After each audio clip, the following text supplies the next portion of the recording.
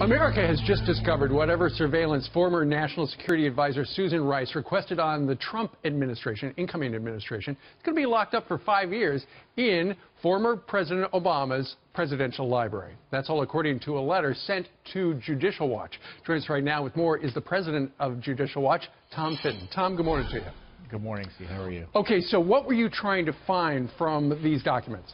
Well, our investigators asked National Security Council for records about Susan Rice's unmasking of the Trump team, about the DNC hack, about what they were doing with this Russia collusion investigation, if that's what you want to call it.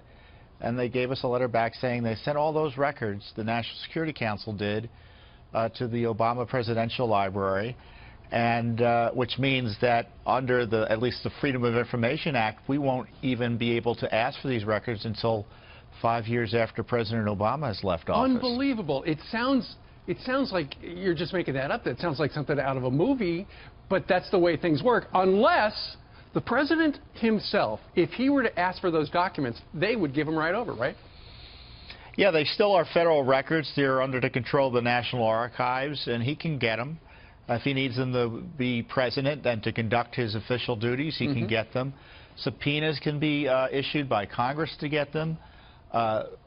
Special Counsel Mueller, if he decides to actually investigate real crimes like the unmasking, the illicit surveillance, the leaking, he could get them if he issued subpoenas.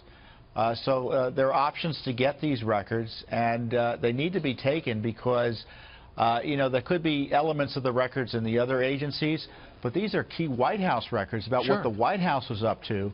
And that seems to me as important as anything else.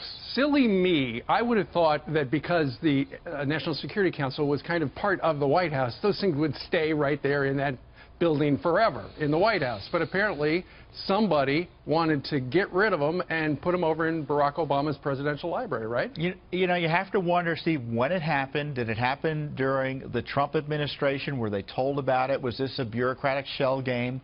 I understand when a White House, White House records do get archived. Yeah. But presumably folks are aware of what's happening, and someone should have been alerted that, look, these key documents that everyone's concerned about are about to go over to the archives. You want to take a look at them? Unbelievable. Should we keep copies of them here so we have them? That's right. It is a curious situation. Let's see what happens next. If Robert Mueller wants them, or if the president himself wants to make them public. That's coming up. I would suggest the White House get them as quickly as possible and don't rely on Robert Mueller, that's for sure. Well, let's hope somebody from the White House is watching right now. Tom Fitton from Judicial Watch. Sir, thank you very much. You're welcome.